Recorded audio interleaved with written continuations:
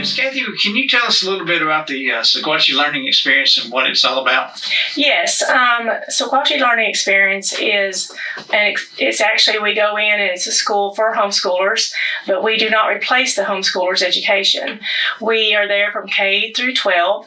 The parents can choose classes that they may think their child needs to have a little help with, or they can we can be their learning experience for the whole subjects, all the subjects. We have core classes on Tuesday, and we have we allow them to have electives on Thursday.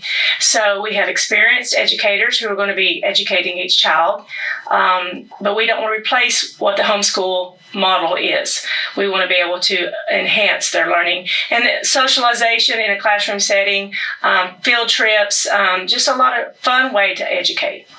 So basically you're just adding to, you're not taking away, you're just adding to. Exactly. We're not taking away from what a homeschooler stands for. I've homeschooled for 30 years and I understand how that works. And we are here to stand beside them and work with them. If there's something they know that their child may have a skill they need to work on, we're there to help with that.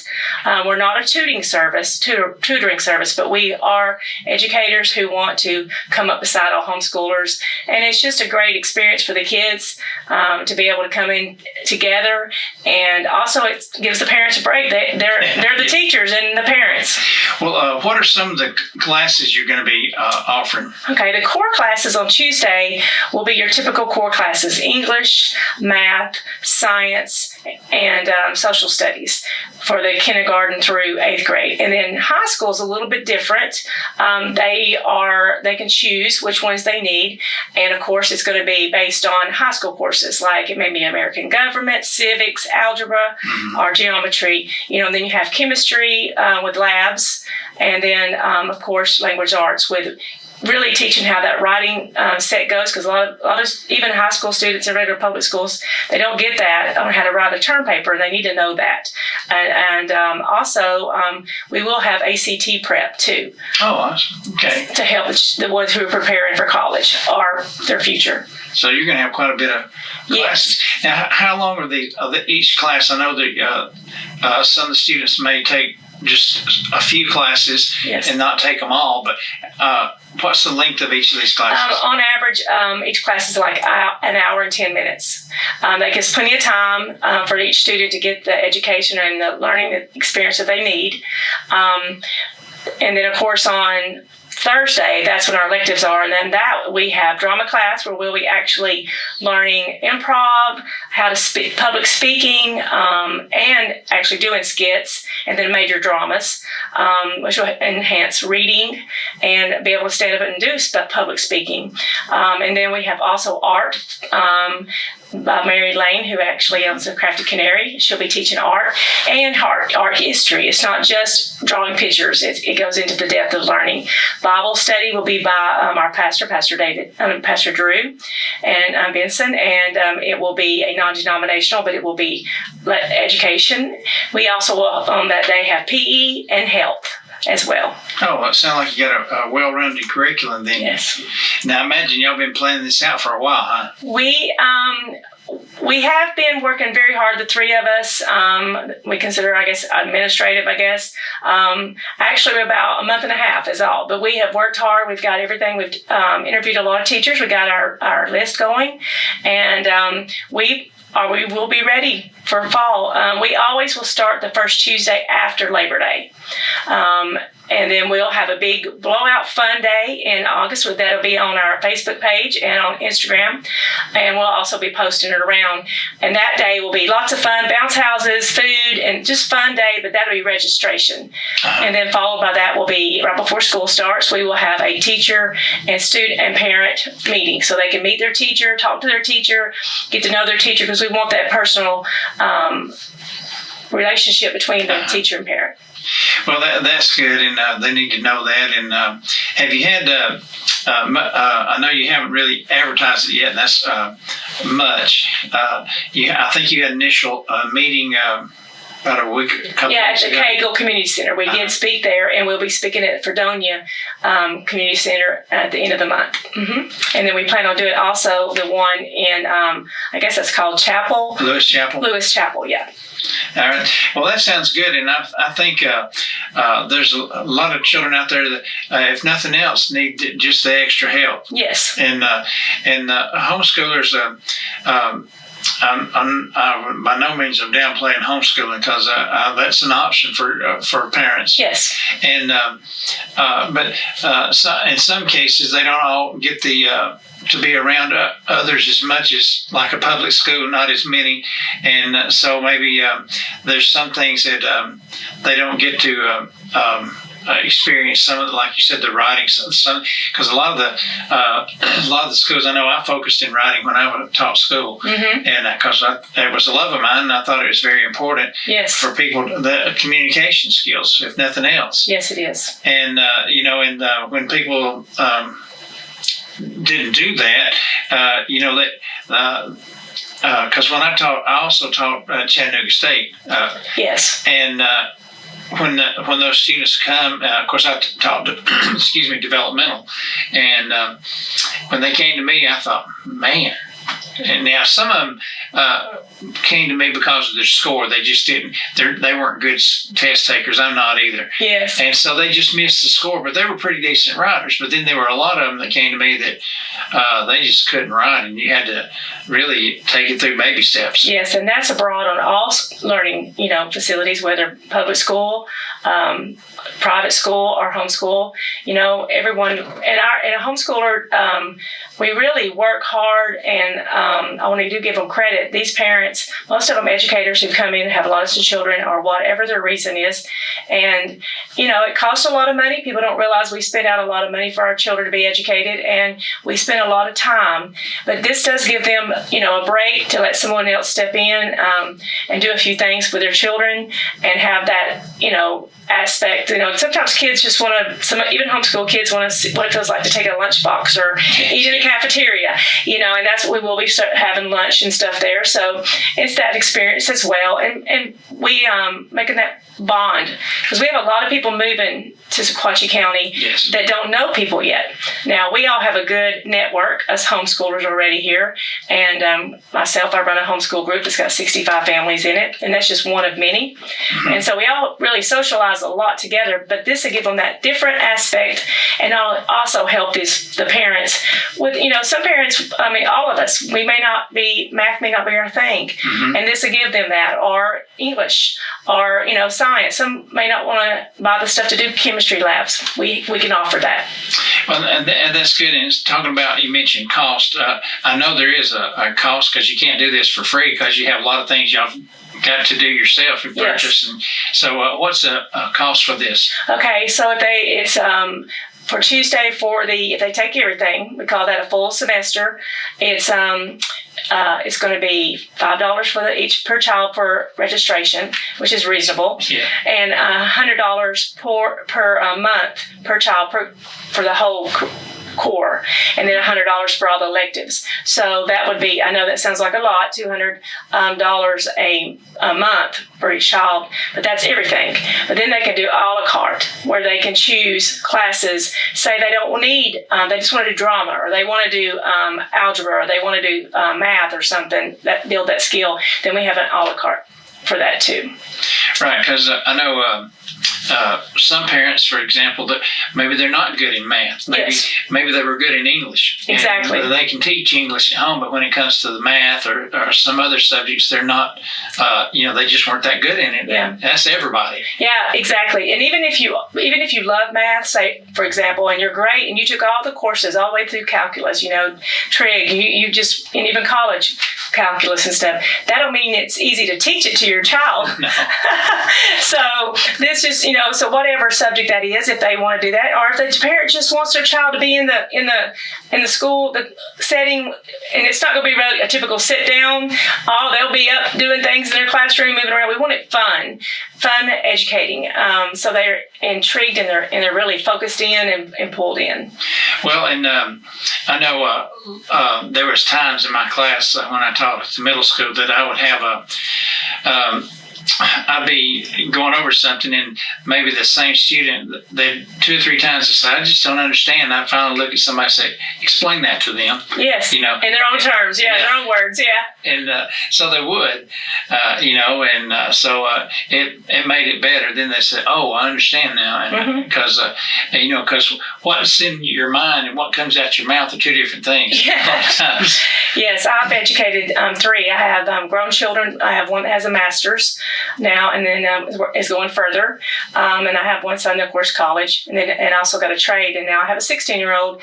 And it's different when you have multiple children too in your home, because you have that curriculum where they can talk to each other. My one son is alone now; everybody's gone. Yeah. So it's nice, even though he's got all these credits and he's taking classes. I'm excited for him to participate.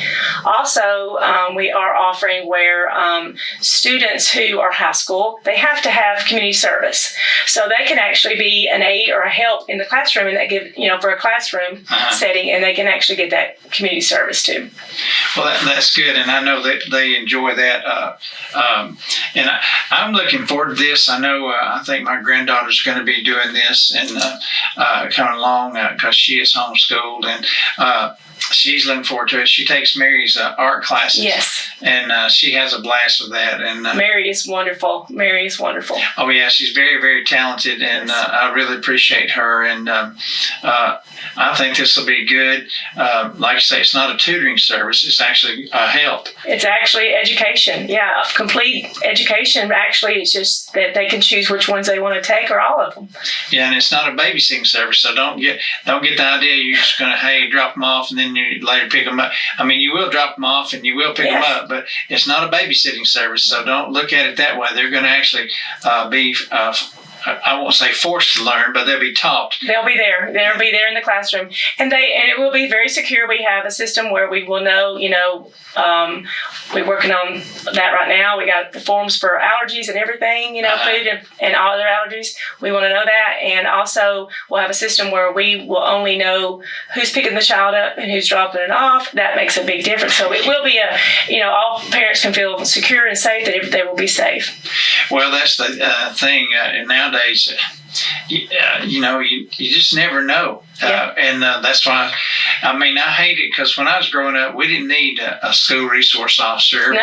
Everybody knew everybody, and a lot of times if someone needed a ride home, they would just say, hey, I know where you live, I'll take you home. Yeah. And no one ever worried about that, but now we have a different world. Yeah, now we'll be there as administrators. We'll always be there for check-in, and there will always be someone stationed at a table where the one entrance and exit, so that a parent or someone comes in if something happens, because and we'll have everybody's numbers, and also that everyone will have our numbers, and that's part of it. That bond, that togetherness of learning, because I feel like that leaves open where they can call us at home if they have a question or anytime. Well, we also forgot to mention this is going to be at the Highway 28 Church of God. Yes, and that address, if they want it, is 5847 West Valley Road in Dunlap, off of Highway 28. Right, it's just right across the street from the central office. Yes. So, it's that big church building.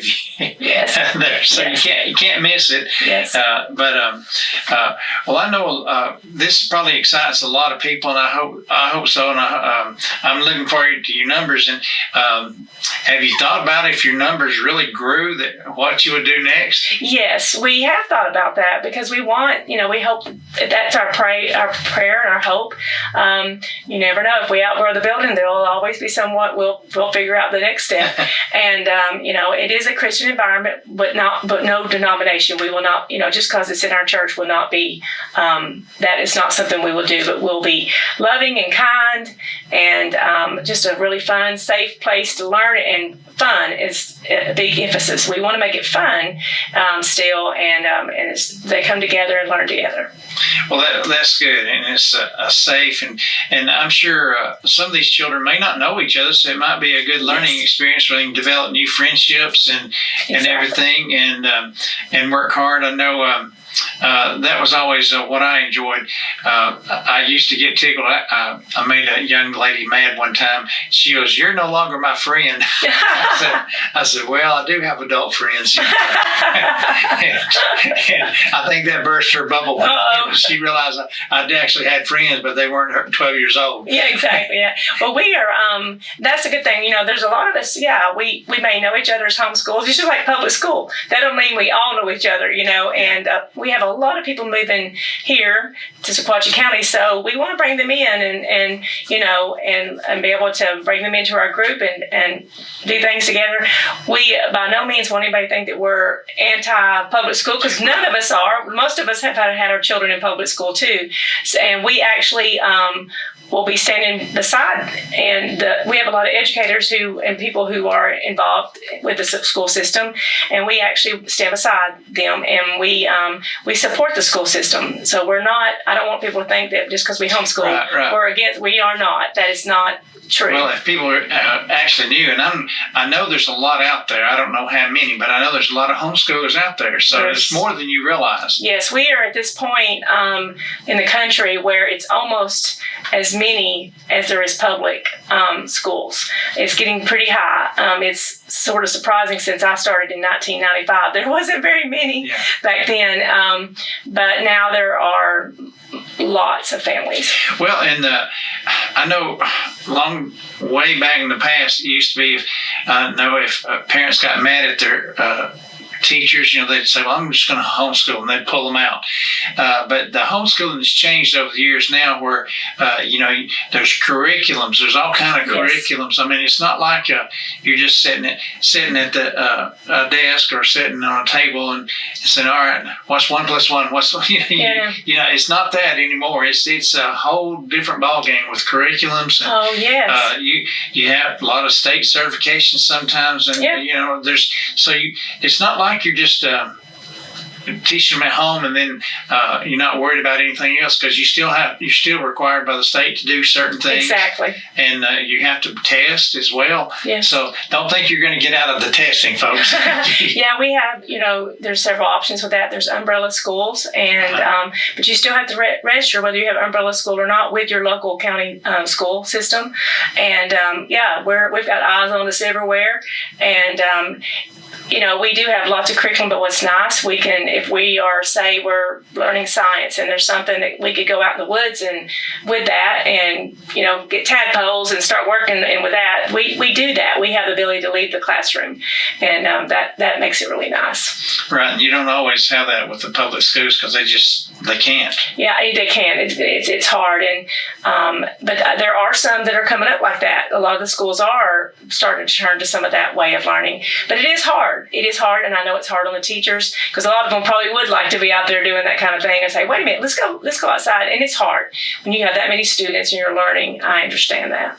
Right, and it's always it's a different environment. I know when I taught at Chattanooga State, one spring semester when it was warmer, at that time I had a small class, so I went outside and I sat at one focal point, and I told them, I said, "Just go wherever." I said, "Come back by this time." I said, "Here's what I want you to write about." Oh, that's awesome! Yeah. And so they dispersed, and then when it was time, they started coming back, and that was a lot of fun. I liked being out, but writing, like I say, is my forte. I love that. It's of course I have a journalism degree, and that's just what I've always done, and I've enjoyed it. Yes, and that's the thing.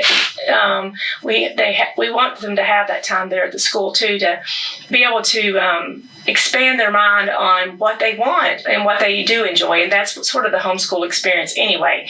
We're just going to come up behind that and beside them, and try to enhance that too, and let them see. They dream big. Kids dream big. All kids dream big. Right. Just sometimes they get so busy they stop dreaming and thinking. And that goes for all. I'm not just talking about homeschoolers, but I don't want public school. I'm talking about everybody, and adults too. We never stop. And so that's sort of what we're for. We're there to help critique those things and provide a curriculum that is not going to interfere with their curriculum, but be able to enhance those skills and maybe bring out a thought of what that they really are interested in too. Enhance that. Right, and that's kind of what I did when I taught the writing. We did a lot of what if things. Yes. And there was no wrong answer. And I think people need to understand, like in writing, I didn't want a wrong answer. If whatever you wrote about was the right answer. Yes. And that way, what happened, what I experienced was the children at first who may not have been good writers, eventually, by doing all these what ifs, they were writing more and more, and they didn't realize I never told them they were learning. Yes. That would have ruined the whole thing. but they had a good time, and they really enjoyed it. And I was really surprised by some of the writers, some of the kids who were, as I guess we call them, the lower students who weren't on the top level with the other students, but they got to where they could write, and it was a lot of fun. It is fun. We'll also be teaching. We're going to start with printing, of course, in the younger ages, and then by middle school they'll be doing cursive. A lot of us homeschoolers love cursive handwriting still, and that's important as a lost skill. We also focus a lot on how to count money and count change in the younger ages, which is a lost skill now too, and that's important. So we'll be bringing those skills up with it too, and just having fun with it. There's books, and then the curriculum, and then there's hands-on. And what you're talking about describes exactly how homeschoolers do. It's sometimes they don't even know they're learning. They're just learning, and they may have a book in front of them, but they're thinking, oh, this is fun. And that's what we hope for all children, to be able to do that. And that's what we're about. That's why we called it Sequatchie Learning Experience. We're not putting the word school on it. We didn't put co-op on it. We didn't put academy. And the reason we didn't, we want it to be a fun learning experience. Well, that sounds like fun. And it sounds like it's going to be a great, I'm looking forward to it when it gets started and seeing what my granddaughter's going to do. We're so excited. I know she's excited about it, and her mom and everybody's excited, and I'm excited about to see how it's going to go. And Me too. I think it's going to go. I think it's that's just my personal opinion. Me too. And it'll be an ad. And my personal opinion is I think you'll be surprised when you see the numbers, and you may have to do something else at the very beginning.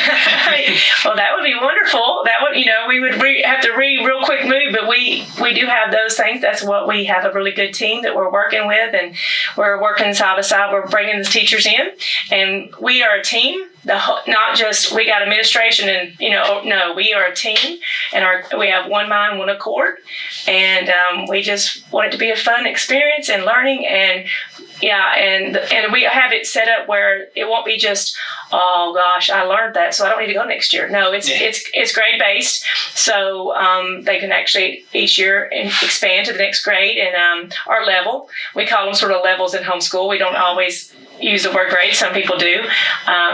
Because it is a common word, but we do want to make it where they can continue to learn, and also if we get some children all learn different subjects at different levels, and that's why the teacher will be working with the parents. And if this child is ahead in one subject and maybe liking in another, that will be balanced out.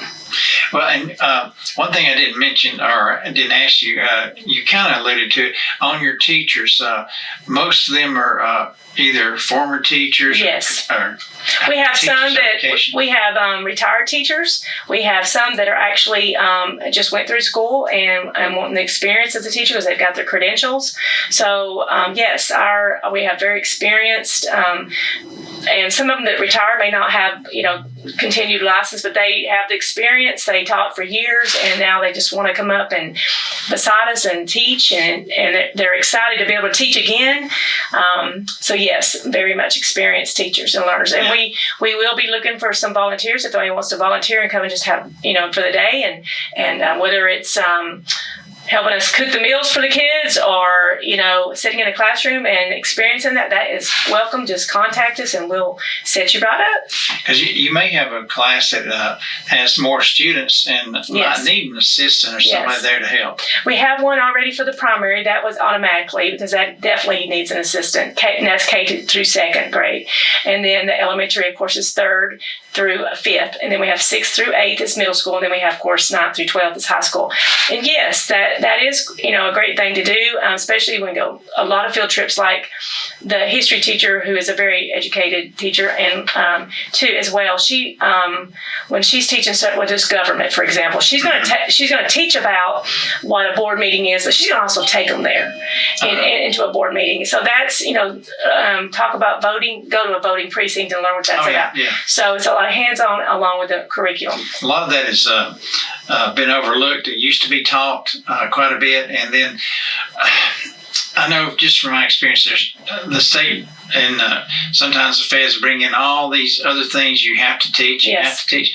Next thing you know, you're not teaching the basic things. You're having to do all this other stuff. Yes, unfortunately. And then it just then those basic things, like a lot of students don't know the government, and they don't know anything about government, or the Constitution, or anything like that. They just I know some teachers that do teach it. They work hard. Yes, but there is a lot of things that they have to do that sort of hinders probably the way they would do it sometimes differently. Yes. Yeah.